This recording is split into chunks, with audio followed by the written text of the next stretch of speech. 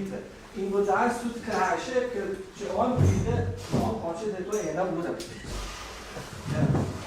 No, včeraj sem se že na hitro predstavil in v bistvu sem povedal eno zadevo, da mi je kolega Revolj od teh mojih predavanj eno že dal na CD-ju, in jaz sem to gledal in sem rekel, da sem kar dobro govoril sebi. Ne kritično se bi zdel, da sem kar dobro povedal. No, ampak videl sem iz tistega predavanja, to je bilo približno pol leta, 3/4 leta, med drugim, ker nimam časa te stvari, ker sem že včeraj razlagal gled, da sem lepo ko prašič. No in iz tega, mislim, poteka ena tema, ki je bom danes govoril, se pravi skuševalna kura. Se pravi, govoril bom, ker sem že včeraj začel, ampak ker jaz ne moram čisto izslediti, moram pa razložiti kolegu Rebolju, ki spremlja moje predavanje, zakaj sploh gre, ker on včeraj še ni slišal, bom na hitro povzel to, ker sem včeraj govoril, potem bom pa poskusil naprej filozofsko razviti, ker tamle kolega iz zadnje klopi se je razgovoril, češ, kje je filozofija. Jaz mislim, da je bila to včeraj ena najboljših filozofij. Jaz nisem imel nobenih slavih. Kar ste jih bili. No, mislim, jaz sem od retorično to govoril. No, tako da bom še bolj filozofsko zašpičil te zadeve. Tako da bom danes govoril spet o teh svojih starih temah, ki bomo tudi kaj slišali potem prispevke vaše na konc, se pravi Indijanci, pa skuševalna kura.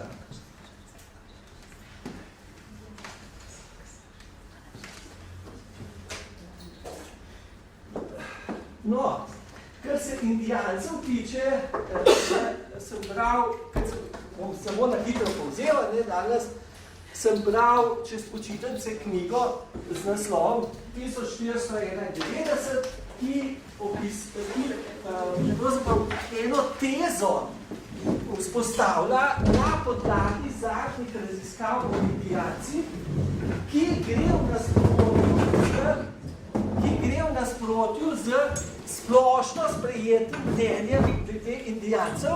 Jaz ne vem, vaša generacija, kakšno mnenje ima, zdaj so se stvari, kar sem jaz bil v vaših let, so se stvari malo spremenile, ampak vsej, ker sem jaz bil malo mlajši, so Indijanci tipično, kaj se jim so streljali s puščicami in pa tako naprej, kavbojci so jih pa nazaj streljali, se pravi, iz divjine so prišli, pa nevarni so bili, se je bilo treba obraniti, ali pa recimo so kavboji dali v krog tene vozove, pa so streljali Indijance pa napadali. Se pravi, kateri divjaki so bili predstavljeni. No, in v Srednji Ameriki, kjer so tudi Indijanci živijo, je gost, ideja, da je ta gost, pragost, ne dotaknem, da še noben tam ni bil, mislim, kaj sem, v zadnjem času bil Martin Strel, naprimer, noben ni pameten človek tam, ali pa bi kakšna civilizacija tam. No, potem so ene čudne stvari tam, spet v Južni Ameriki, pa v Srednji, pa tako naprej ostanki Majev, pa tako naprej, to je ena indijanska plemena, ampak vse to zgleda, da je bilo bolj divje, se pravi, ki je prišel tale, kako se piše, Kristof Kolumb, da je prinesel civilizacijo. Se pravi, to je sprejeto mnenje. In jaz sem včeraj nekaj stvari povedal, ker sem jih v tej knjigi prebral, knjiga z naslovom 1491, ni filozofska knjiga, ampak napisal jo je en tip, ki se imenuje N. Mislim pa tudi, zdaj lahko vse pogledate. In to leto 1491 je ideja, da je bilo eno leto pred Kolumbom, se pravi, kakšna je bila takrat indijanska družba v celotni Ameriki, se pravi, južni, srednji pa severni. No, in zdaj knjiga trdi, ker je meni bilo všeč, ovrže to sprejeto mnenje, da Indijanci niso imeli kulture, ampak pokaže, trdi knjiga, jaz ne rečem, jaz nisem specialist na tem področju, ampak me se di ravno in to bom danes tudi še enkrat poudaril, da je filozofsko zanimiva teza, ne, da se gre proti ustaljenemu mnenju. Se pravi, proti...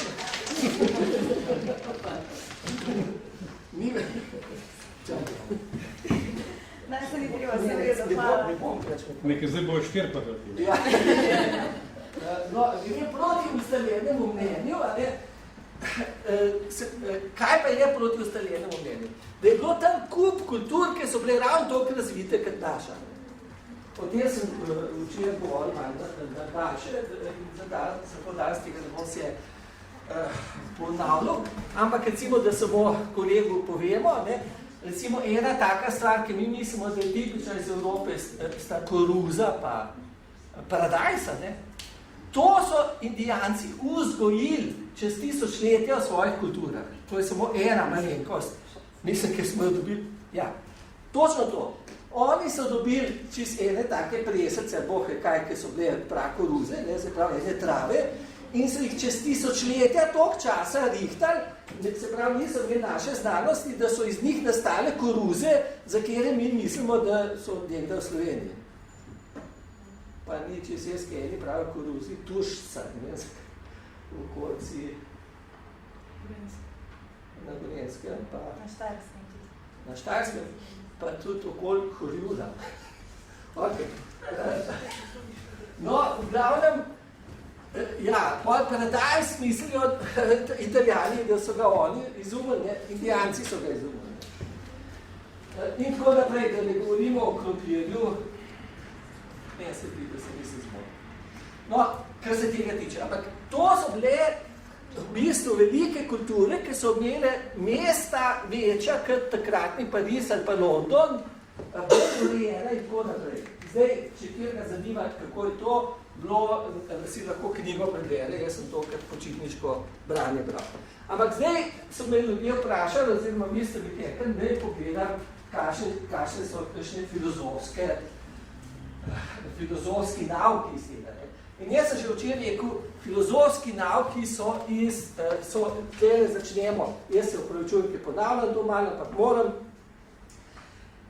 če začnemo filozofijo na začetku naše filozofije, se pravi grške, se pravi evropske filozofije, ne, vidimo, da je tam Sokrat. Sokrat je bil čuden možak, ne, zdaj ne vem, tako kot vsi ostali moški, je takrat bil v teh, kako rekel, kako se to reče, svobodna spolna izmenjava situacija, kaj tako poverite v teh, kako se reče, gostiji, pa tako naprej. No, in z ženo se je stalno kregal, pa tako, priznala, ki sem tiba, ampak kar se pa tiče filozofije, je pa glede tega Sokrat pomemben, ker sem že včeraj rekel, ker Sokrat je vsakmu dokazoval, da nič ne ve. Mislim, ker sem že včeraj rekel, jaz prav prijem čevlarja, on se je rečel čevlarja, jaz rekel, kaj pa ti delaš, čevlar sem, a misliš, da veš, kaj delaš, in bo je toliko časa govoril, da je čevlar v vidu, da ne ve, kaj dela. In ker je to vsakim delom na ulici Sokrata, so mu na koncu dali tisto trobeko spit, se pravi, to je začetek, tragičen začetek zahodne filozofije. Bili so še predsokratiki. Jaz sem zelo enega predsokratika rad, mislim, tako filozofsko, to je Parmenid, čeprav se ne strinjam čez njim, in o tem bomo še pozneje več govorili. Ampak začetek naše filozofije zahodne je proti ustaljenem mnenju. In zato so se mi zdi tile Indijanci, ki so tukaj en lep primer, a ne, mislim, te interpretacije, ki gre proti ustaljenemu mnenju. No, ta druga stvar, ki smo tudi že včeraj govorili, pa bomo danes malo naprej govorili, je pa skuševalna kura. Ne. Mi smo v glavnem včeraj nekje rekonstruirali sprejeto mnenje, in sprejeto mnenje je tako zvana prehrambena piramida, mislim, da se je reče, ne, ki jo je meni recimo dala zdravnica. To je takrat, ki si mi snemo. In tele prav ogljikovi hidrati, ne, to smo ugotovili, cukra čist malo, sladkor, te so pa meso, pa mlek, tako to smo včeraj nastavili. No, zdaj pa problem, kaj je problem s shujševalno kuro? Mislim, se pravi, ideja prehrambene piramide je, da moramo mi to jesti, da bomo dobro zgledali. No in tukaj tako je filozofski problem. Kdo dobro zgleda? Recimo, jaz zase mislim, da dobro zgledam, ampak mogoče to ni objektivno. Ne? Kaj sem? Mona Lisa verjetno dobro zgleda, ampak eni pravijo, da je Michelangelo avtoportret. No, pol, jaz ne vem, pol sem se jaz spomnil, Apol, ne vem, kako to se zgleda, ampak verjetno lepo. Pol, mislim, da je Afrodita, sem se dobro zapomnil, da bi tudi mogla lepa biti. No, ampak nasploh smo včeraj že malo gotovili, da kako te shujševalne kure, se pravi, gre za to, da imamo mi nekje idealno telo. Ne? In zdaj, če je predebelo telo, ni v redu, a ne, se zdi. Če je presuho telo, tudi nekaj preveč v redu, ne. Zdaj pa, kaj pa najboljše telo, to je pa filozofsko vprašanje, ne. To je tako znan body. Se pravi, kjero telo je v redu, ne. Jaz sem včeraj malo o tem govoril, pa se mi je zdel, kaj sem.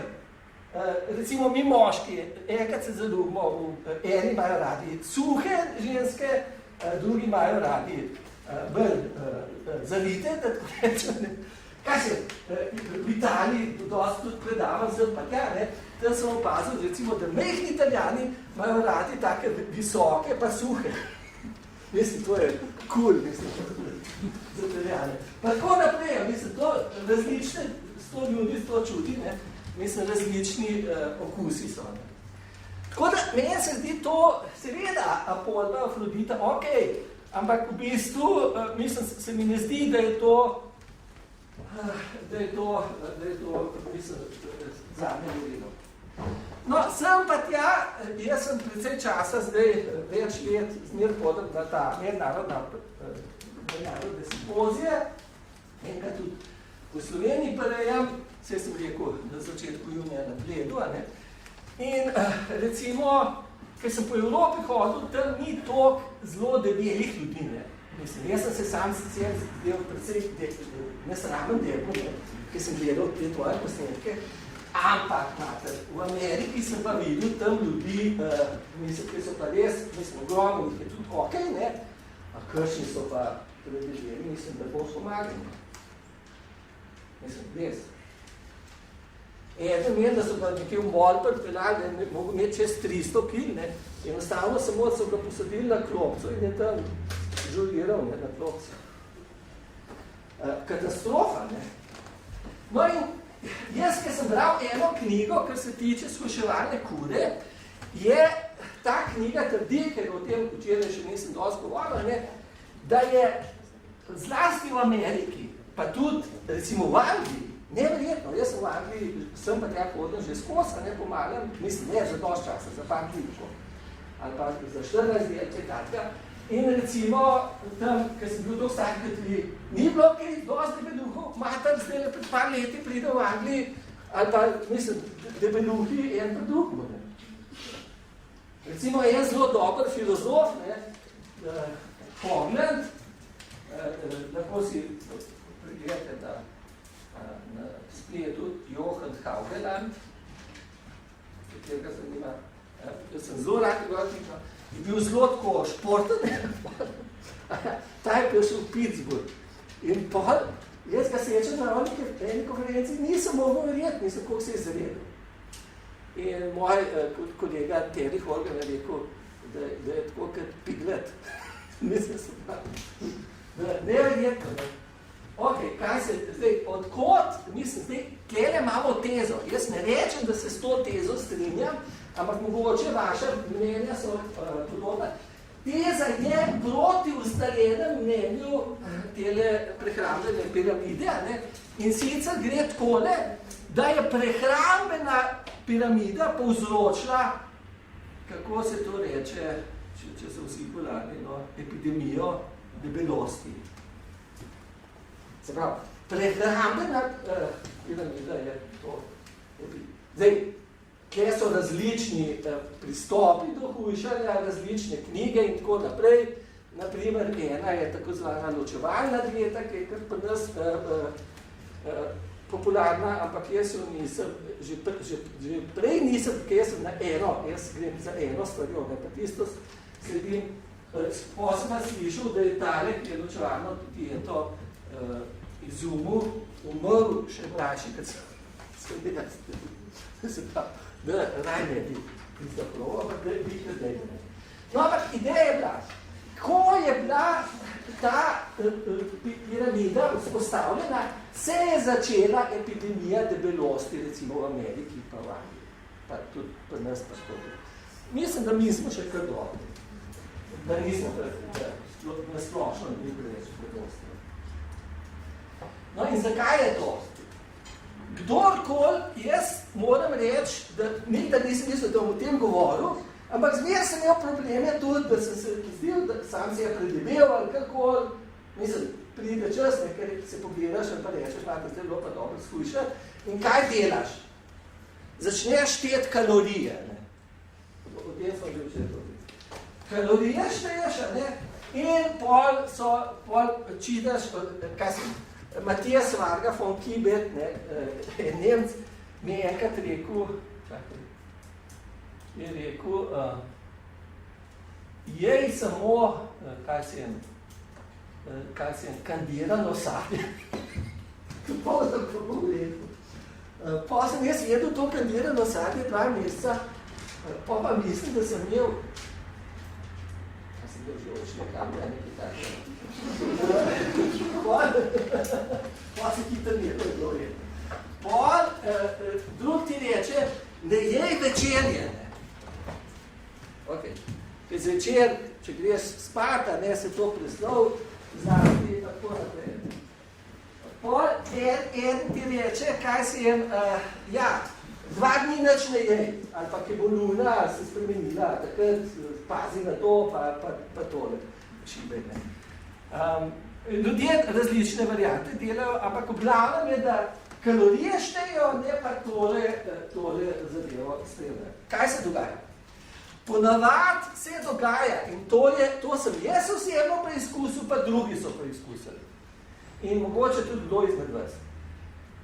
Da recimo en teden se držiš diete, ne? Potem si pa lačen kot volk, potem mače večer. Mislim, jaz, vsak ima svoj stil, en požere torto ali karkoli, ne, eden hlebec kruha, polke, konc diete, ali jaz papir spijem, pa klobaso, pa navali.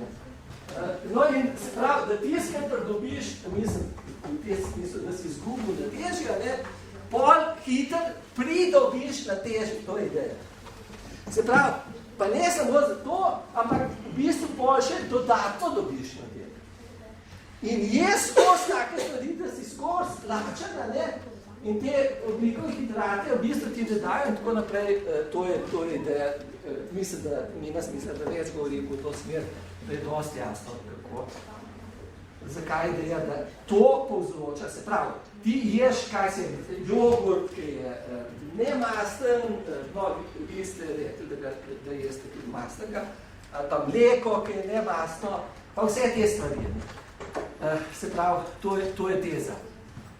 No, zdaj, kaj je proti temu, mislim, kaj meni pomaga živo? Čist malo počak tukaj.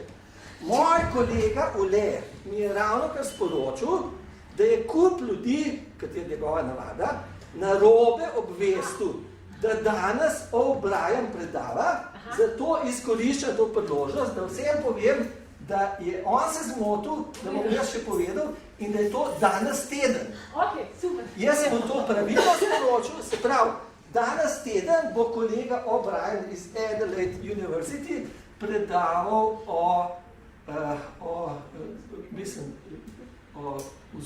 duševni vzročnosti. Zvečer bo pa o konekcionizmu. Okay.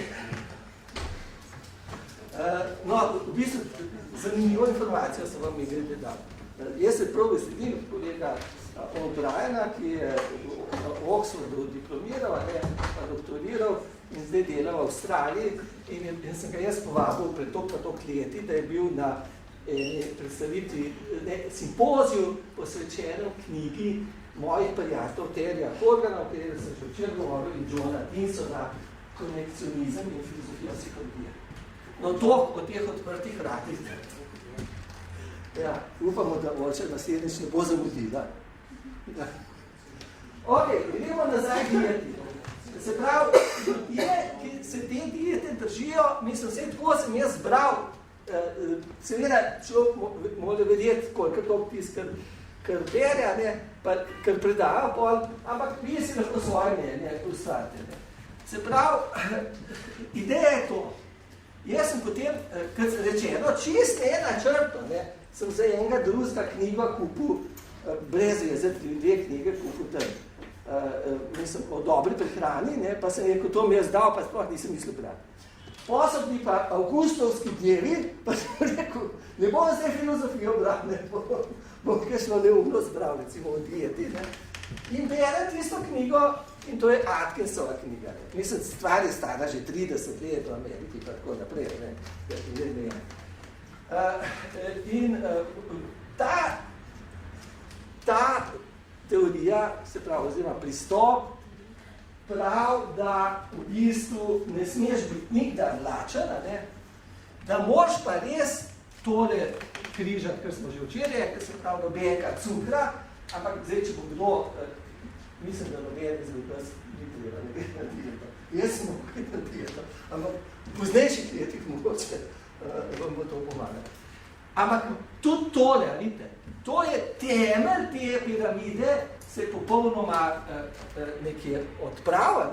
Se pravi, ideja je nič rafiniranega cukra, nič rafinirane moke. In kaj pa lahko ješ, kaj jaz jem? Vse tisto, kar je zdravnica rekla, da ne smem. Se pravi, jajce z rumenjakom, kranjsko klobaso, kaj še? Namesto nekaj sem že včeraj rekel, ne, solo ne smeš. Smetano, ja. Ne, cukra, ampak se pravi, pol, čakaj, kaj še jem, mislim, moram se spomniti. No, ribi jem tako naprej, vse na olju, mislim, uživam in sem v 5 tednih shujšal, zdaj ne vem, v glavnem tokne, to vidim po hlačah, kot sem rekel. In zdaj te hlače, ki imam, ki že 8 let nisem imel na sebi, zdaj imam vse na sebi, pa lahko še eno srajco noč zaprasem. Se pravi, primer ta Atkins deluje in ker je zdaj vse na spletu, lahko tudi vi pogledate, kako je to. Ampak jaz sem to navedel, prvič, ker se mi zdi zanimivo, in v bistvu spet podpira to filozofsko tezo, da je nekaj ustaljena nekje dogma, mislim, recimo to, kar mi je zdravnica dala, in glede rečen, ona mi je dala, to nisem do konca še povedal, zdravila proti zbijanju pritiska, pa proti holesterolu, in ta Atkins prav vršto vse strani. Ker sem naredil, in pa sem ena drugo zdravnico srečal, sem rekel, no, jaz sem pa zdaj malo skušal, ki Atkinsa šibam, in ona reka, prima, to je za pritisk, pa holesterol. No, nisem to od zdravniški, kako bi, praksi. No, ja, jaz sem zelo rad tistega Moliera, ki je pisal take zanimive, se zdaj ne vem, če kdo to še gleda ali pozna, komedije, kot je Namišljeni bolnik, pa v glavnem, mislim tam, če pridijo zdravniki, jaz sem dosti prijatelj zdravnikov tudi tako, a tam pa Molieru, če pridijo zdravniki, vse je narobe, mislim, samo koliko, če došli prinesel. Najbolj mi je pa všeč od Moliera, zdaj me že malo poznate, da se ne morem zadržati pa razne neumnosti pravim, ker mi pridijo na pamet. Najbolj mi je všeč pa Moliera iz ene druge komedije, naslednji citat, ki si totalno verjetno vred drug ne pozna, konča se komedija na tak način. En tip reče, que Dieu nous donne des enfants donuseront le père. Kaj povem po slovensko? Naj nam Bog da take otroke, da bomo mi njihovi očeti. Ok, mislim, da to Molière. Molière je bil zaradi zdravnikov. Ja, no, zdaj to je bila se pravi, imamo tezo Indijanci, ki gre proti ustaljenju mnenju, tezo o tej izkuševalni kuli, ki bomo gotovo še kaj slišali, pa verjetno boste vi imeli kakšne pripombe, ali pa kakšne odzive, ki gre tudi proti ustaljenju mnenju, če je ta piramida ustaljeno mnenje in je, ker mi jo je zdravnica dala, ne? In tretja stvar, o kateri spet nažalost ne bom preveč govoril, pa ki bom samo omenil, je lahko pa nekaj sem o tem napisal, gotovo bi pa še malo drugače pisal v svoji knjigi Dinamična filozofija, je eno podpoglavje, se mi zdi posvečeno AIDS-u. O tem sem že včeraj govoril, to so dosti dobri moji prijatelji, ki so postavili ustaljeno mnenje o AIDS-u pod vprašanje. In en izmed njih je recimo David Lasnik, ki je bil tudi v Sloveniji imel obiskov, in drugače Duisberg, je bil pa tudi sam Šlongo, ki je bil od tega, kdo je bil še Južne Afrike, Mandela, prijatelj tako. Pa je v redu živel v Južni Afriki, dokaj so bili proti AIDS-u tam politično, Pa jaz enkrat pridem tam v Milano, kjer smo se večkrat dobivali, pa rečejo, kamion ga je pofosal. Se pravi, toliko o Seru Šlongu, mojemu dobro prijatelju. No, ampak prav, če kjer ga zanima, tam se tudi to, kar se mi zdi zelo pomembno vprašanje, jaz ne rečem niti za Indijance, niti za AIDS, niti za, niti za sluševalno kuro, ki je tudi če kaj zaprijeti. Nič okoli tega nočem reči, da da moramo podpisati. Ne? Ampak mi filozofi vidimo, kako je nekaj ustaljeno mnenje, pa kako se to ustaljeno mnenje potem lahko ovrže. Ne? In kjele mi sledimo vsi Sokrata. No, in včeraj ste videli, da moram nekaj o filozofiji povedati, sem rekel, no pa sem pa celo noč pomalo razmišljal, kaj bi filozofski povedal, in mislim, da sem odkril. No, nekaj, da samo da hitro spet povzamem, ker res imamo filozofski problem s tem v zvezi, kar sem zdaj govoril. Prvič, recimo, imamo pri skuševalni kuri, kaj je točno idealno telo, pa kakšno je naše telo, tako naprej. Drugič, imamo vprašanje, tudi glede tega idealnega telesa, kar sem si že zabeležil, hitro povedal, sem tudi že prej povedal, imamo debelost, anoreksijo, bulimijo, kar sem že povedal, kjer sem si so napisal ene formule, čakaj.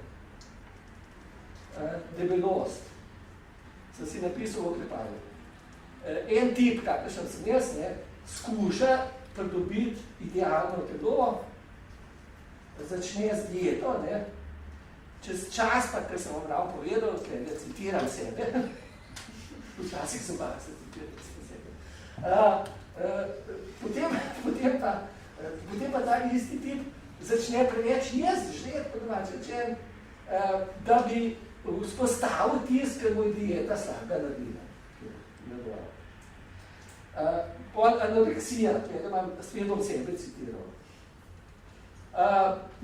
Gladuješ do smrti z namero, da dobiš perfektno telo.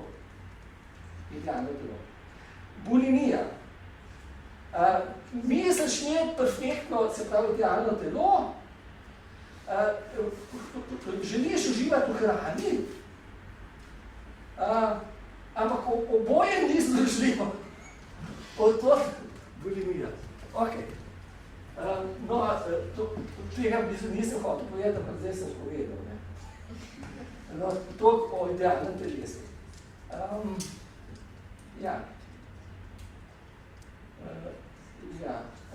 Ok.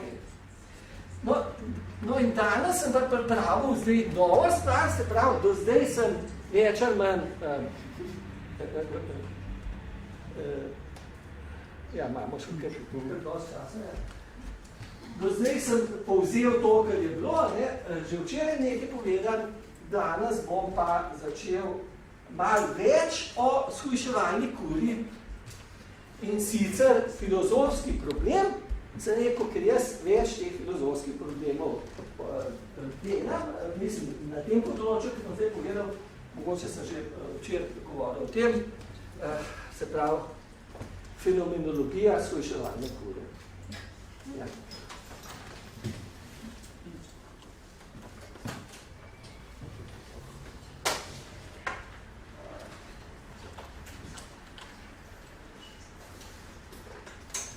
No, najprej jaz povem to, kar sem že včeraj na hitro omenil. Da jaz sem po moje, to bom kar povedal, da bo ostal zapisan, po moje najbolj izvedel v fenomenologiji v Sloveniji. Zakaj?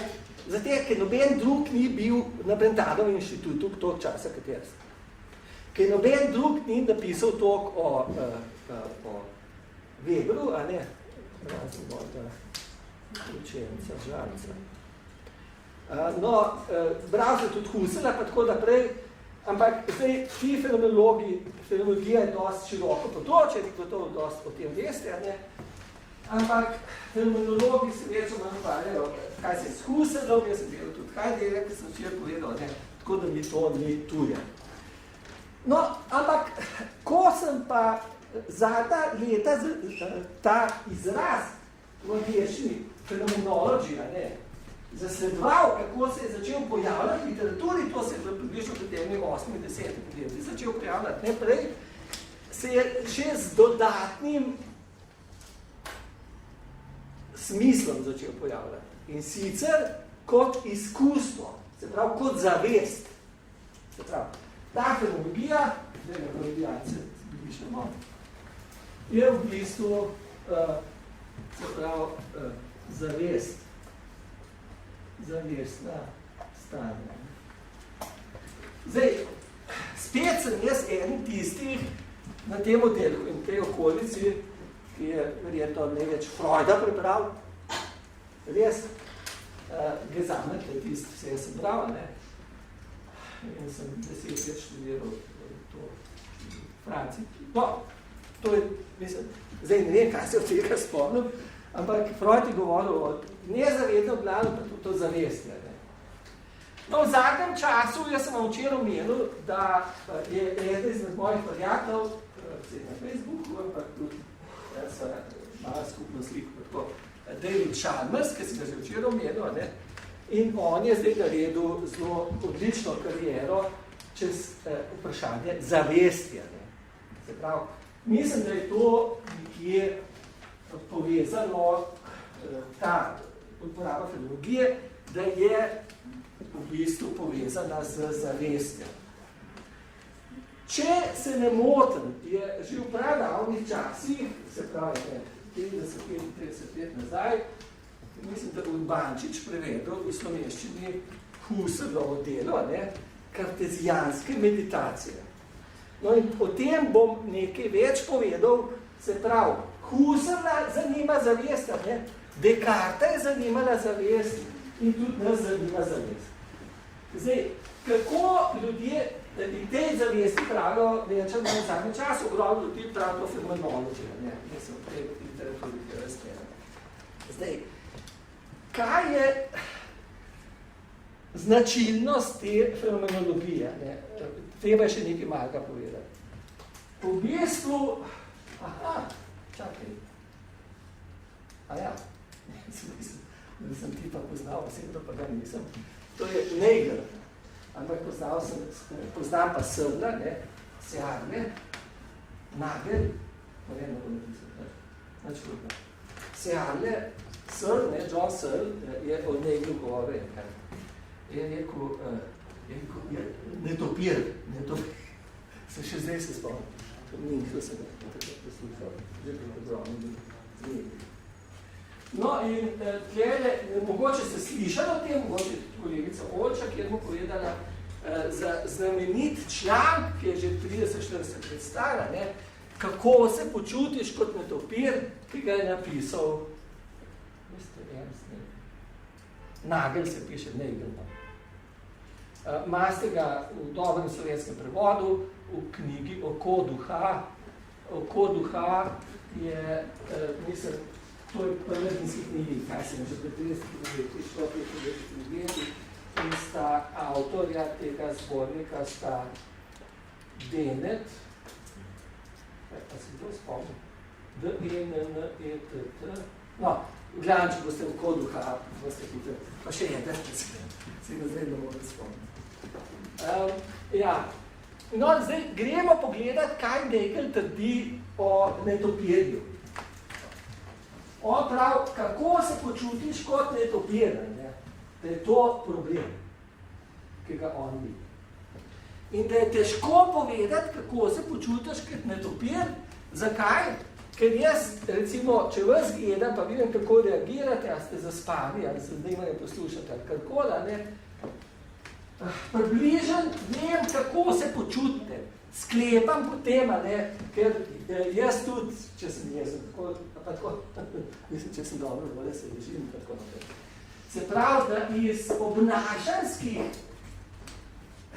kako bi rekel, iz obnašanskih vzorcev mi vidimo, kako se drugi ljudje počutijo in vsak dan tu z njimi govorimo. Ne. Za nas je pomembno, so dobre volje, so slabe volje in tako naprej, če imamo z njimi še opravljeno. In mi prenašamo to, kako se mi počutimo v druge ljudi. Ne? In potem to prebiramo, odbiramo, interpretiramo, se pravi, kako se reče po slovensko, se pravi, tolmačimo, ja, točno. Tolmačimo njihovo čez njihovo obnašanje, tolmačimo njihova notranja stanja, ne, v kakšnem stanju. No, pri netopirju je to malo bolj komplicirano, ne, ker da bi se živeli v netopirja, ne, moramo ne prevedati, jaz nekaj maga samo imamo netopirjih, ne, pač da oni ne doživajo, da z glavo dol visijo iz kapnika, drugič, da ke šibajo okolo, ne gledajo tako kot mi, ampak dobijo ene vrste valove, ne, od drugih kapnikov, pa vsega tega, kar je okolo, da se ne zaletijo, ne, mislim, da nič ne vidijo. Ja, neke infražarke, ja, mislim, spuščajo, ne vem kako. Neki se mi dobijo, oni zvok spuščajo, pa se pa... Ja, zvok in se pravi, njihov izkustveni svet, se pravi, doživljajski prostor teh netopirov je čist drugačen kot naš, ne. In zato vpraša tale Nagel se piše tudi. Kako se počutiš kot netopir? Zdaj, očitno tle, to, kar Nagel skuša zrihtati, je, da bi mi videli en malo težji primer stališča z zornega kota prve osebe. Se pravi, prva oseba, jaz, ne. Se pravi, mi, se pravi, ti, kako on zastav vprašanje, se pravi, kako jaz lahko živim v netopirja, tako da bom jaz razumel, da bom približen videl, kako se on obnaša, ker bom pač jaz tolmačil. In to je različno seveda od stališča tretje osebe. Ne? Se pravi, stališče tretje osebe je pa, da se mi ne vživljamo, ne? Ampak da mi opazujemo druge ljudi. Ne vživljamo se v njihovo doživljanje. No in zdaj, da mi opazujemo stališča prve osebe, to so tipično, grejo zraven zavestna stanja, ne? Kvalitativna zavestna stanja. Ne? Dočim, če pa ni stališča tretje osebe, lahko pa brez zavesti to poteka. Se pravi, da ni enih kvalitativnih zavestnih stanj. No, zdaj eden se vpraša, ja, pa kaj imajo pravzaprav netopiri početi z filozofijo spet. odgovor najdemo v Husserlovi knjigi prej omenjeni kartezijanske meditacije. Bi jaz rekel, kjer je vprašanje pa drugače zastavljeno. Tam se začne z stališčem prve osebe, ne? Se pravi, kartezijanska gotovost. In v zadnji meditaciji, ki jo noben od vas ni prebral, če je tako dvigne roko, jasno pa ne, ki je tudi grozla za brat, ne? V zadnji meditaciji pridemo do tako zvane intersubjektivnosti. Se pravi, začnemo z osebnimi zavestnimi stanjami in potem probamo do intersubjektivnosti, se pravi, kako se v tem širšem območju družbe glede na druge ljudi tako obnašamo. No, z drugo besedo, če zdaj pogledamo nazaj na Neigla, je tudi to njegovo vprašanje postavljeno kot vprašanje problema prve osebe, ne doživljena stališča prve osebe, pa doživljena stališča tretje osebe. No, zdaj sem v bistvu povedal, se pravi, no, ostala je ena taka krilatica, ne, za ta zavest ali pa fenomenološka stanja, kako se počutiš kot. Ker karkoli zavest je eno kvalitativno doživljanje. Ne. Se pravi, če jaz imam kvalitativno doživljanje, se pravi, da jaz nekaj doživim, osebno doživim, pa tem nekako občutam, mislim, kvaliteto tega občutam. Ne. V objektivnem opisu stališča tretje osebe ni treba nobene subjektivne kvalitete. No, kot rečeno, zato se je nekje ohranila ta krilatica, kako se počutiš kot, what it's like to be. Kako se počutiš kot.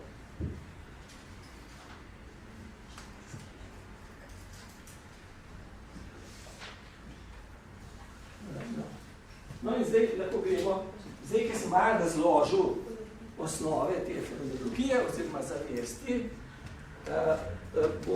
bom šel nazaj na primer sliševanja kure, ne, čist za začetek, pa bomo naprej videli, kaj se bo dogajalo.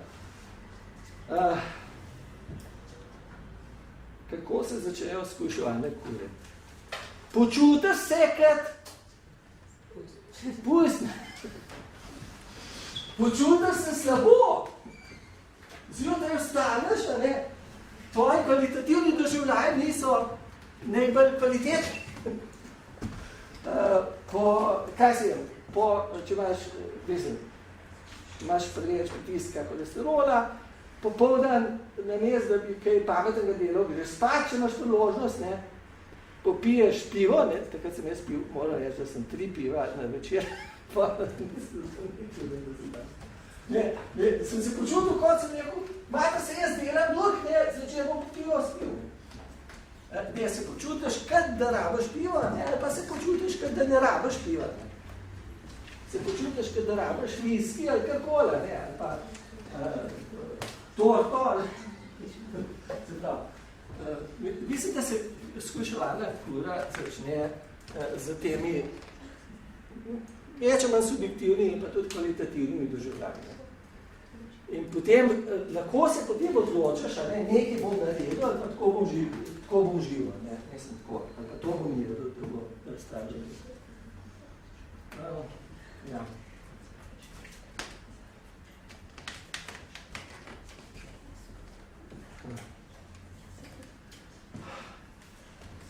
Ja, to je pa zdaj težek prehod.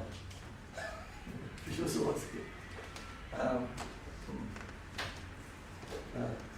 Ti že poznaš, ampak večina tega pozna možgani v kadi.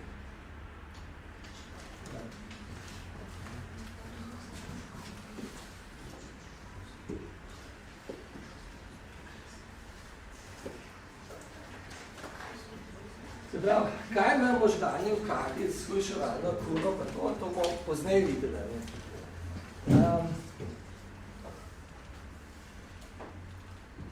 Ja.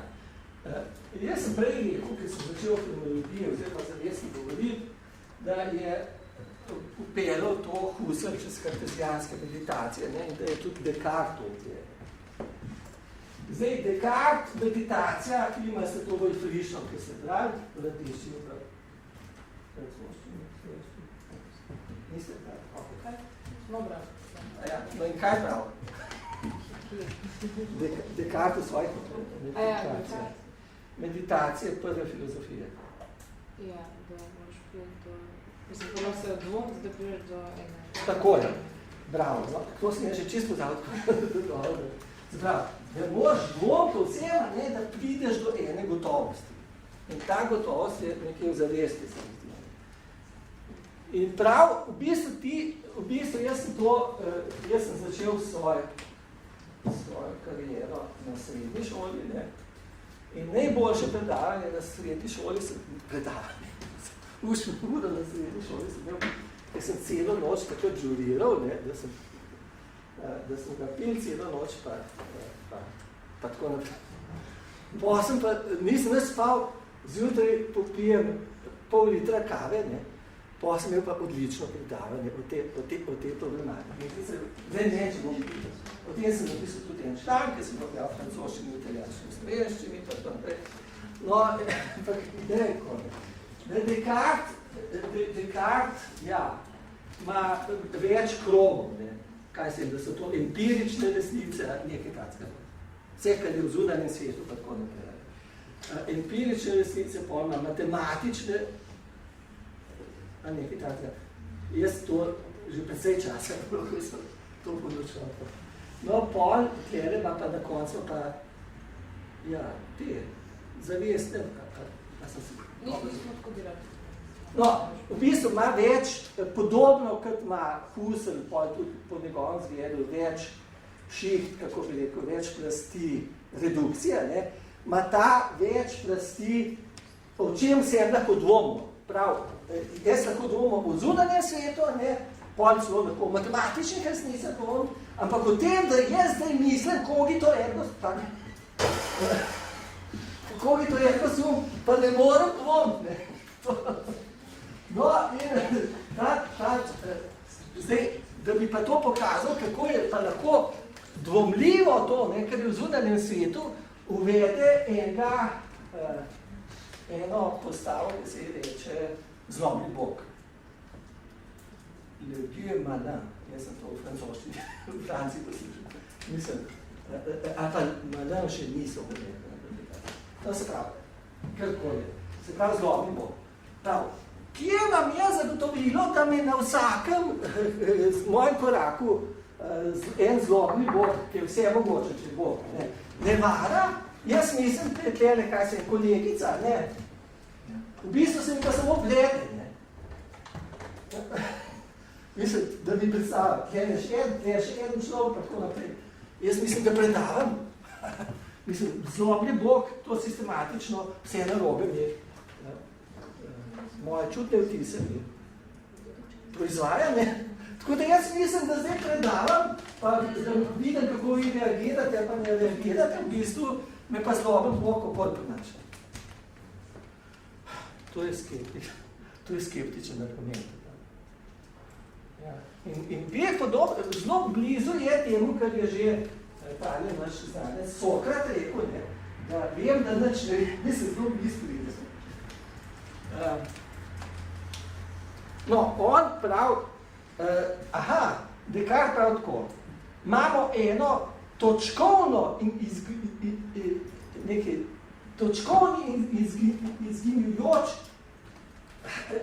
izginjujočo zavest. Se pravi, tist, kar je gotovo, je točkovno in izginjujoče, jaz sem to Hippolyta prav, ne, punctuel et évanouissant. Ima že slabo izgledano francoščino.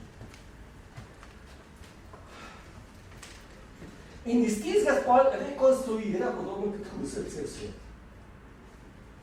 No, zdaj, te zlobne bogove, pa v francoščini to razlagati, vam še gre, ki ste izobraženi, ne? Ampak kaj se je kakšnim ameriškim freshmanom pa dal ne bi, ne? Da rečeš, bil je gospod Descartes.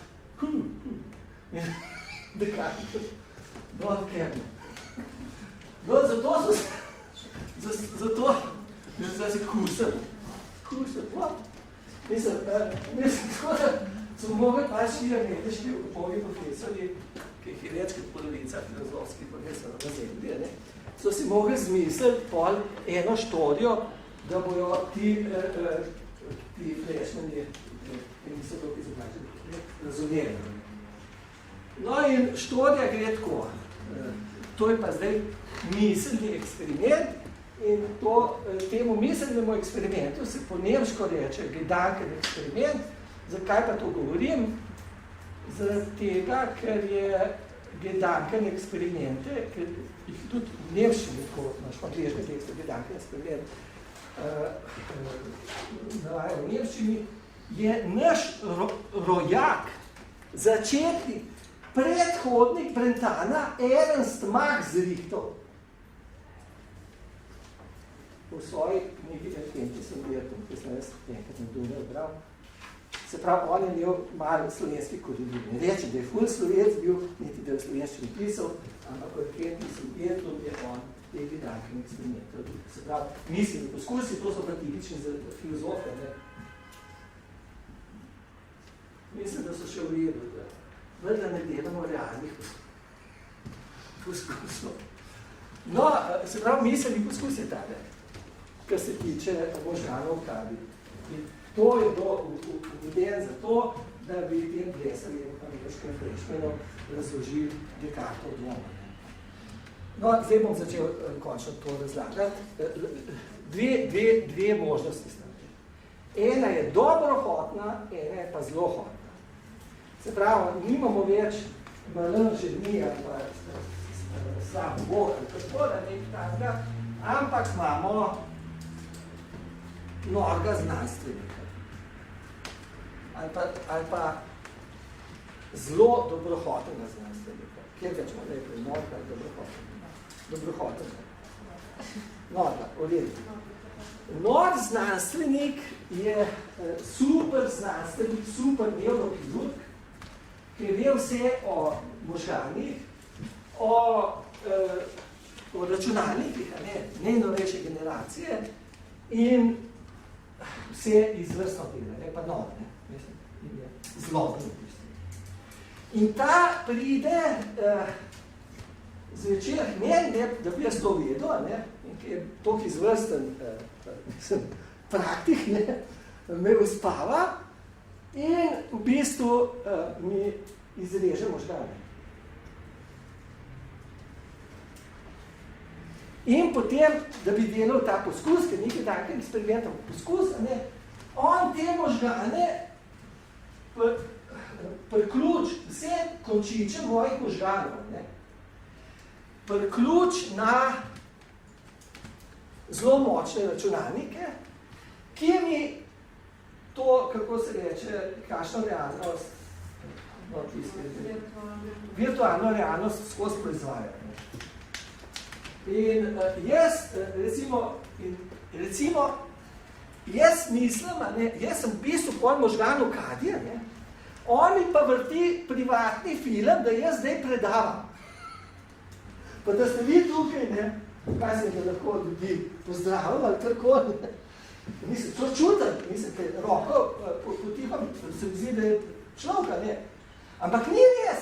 Jaz sem možganov Kadij, samo možgani od meni ostal, ampak oni vse te podatke, razumete, da tudi, kaj se je, če jaz se rokujem z enim, mislim, da se rokujem.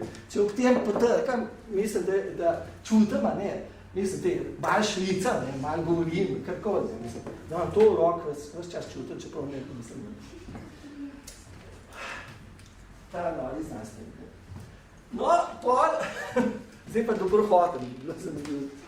Dobrohoten je pa to, kar se večkrat dogaja na naših cestah. Jaz vozim recimo težek motor, ni treba posebej govoriti, kako se zadeva konča. Ko prehitiram po naših cestah, pride en drug znanstvenik, ki je ravno dobro, kot ta prejšnja, in v bistvu prav, ki je celo moj prijatelj, spoznanje teh zdravnikov, prav mater, Kako smo pomagati? Prav, na srečo so možgani ostali, vzajemo možgane, daj jih v kac hranljivo tekočino, poveže njihove aferente pa eferente, kot se reče kočiče, z zelo močnimi input pod tistimi računalniškimi programi, ki šibajo računalniki in isto. Ta je dobrohoden. Jaz da bi, kaj sem v komi tam nežal, pa bi vedel, da sem komi, ne? Mi moj dobrohoden prijatelj, super neurokirurg, pa super računalniški znanstvenik, ne? Mi omogoč, da zdaj, da mislim, da vam predavam, ne? V bistvu sem pa možganu kadi. No, ta možganu kadi se reče, vam veš, breni na vreta, ne? In nekaj časa, pred par letih je to zelo pretegnil, ne? Vem, da sem, ampak to nobeno ne poporočam, ker lahko še kakšne viruse dobite, sem downloadal, da sem imel nekaj časa tist kurzor, breni na vreta, cesti. Tako. Zelo računalnik, kurzor uporabljam. Pravim, to ne delam reklame, donacijo s virusi, takih programov. Ampak v bistvu, vi imate lahko na virusu, kaj se je, kuška ali pa rožso. Ne, na tem kurzorju. Mislim, da kurzor je v bistvu rožso. Ali pa, no, kuželka, tako. Lahko je pa tudi brendil. Nekaj čakaj, dve let sem imel pa možgane v kadi, sem z njimi srpil. Vlijeto. Kapirate zdaj? Ja, ikona. Ja, ikona, ja, bravo. Ikona, ki je na mestu kurzorja, ne, je bila možgane v kadi, se pravi, da je zelo... No, anyway, zdaj, kaj ima to z...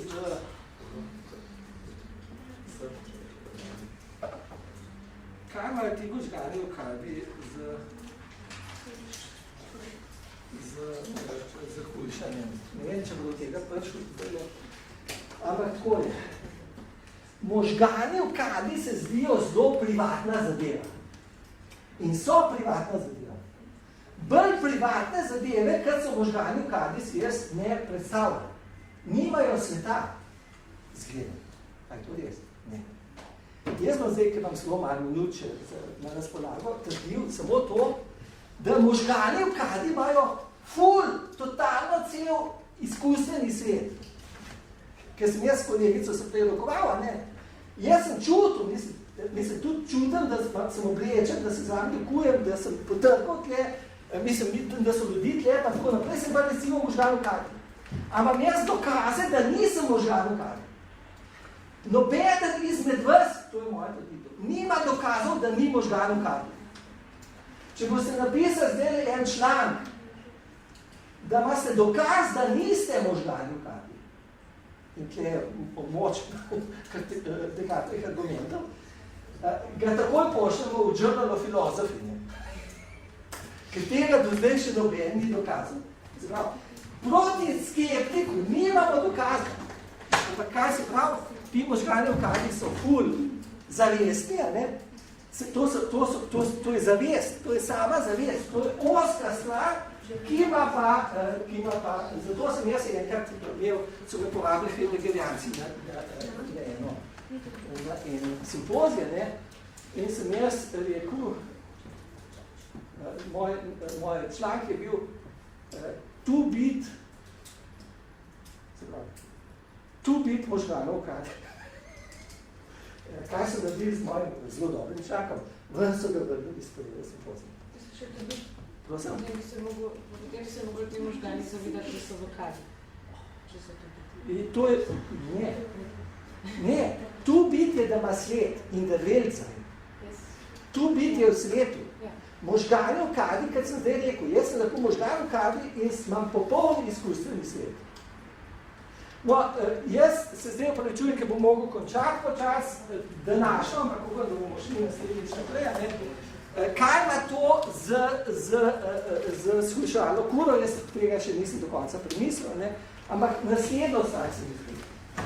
v bistvu shujševalna kura je oska zadeva. Se pravi, je zavestna zadeva.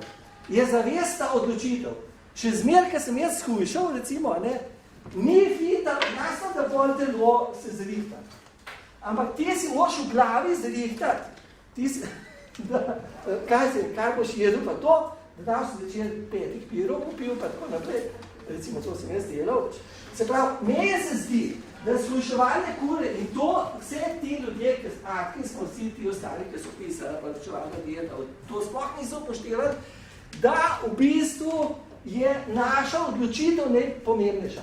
Se pravi, kako se mi počutimo, ker se za to odločimo, se pravi zavestna odločitev, kako se počutimo, je bistvena za shujševalno kuro.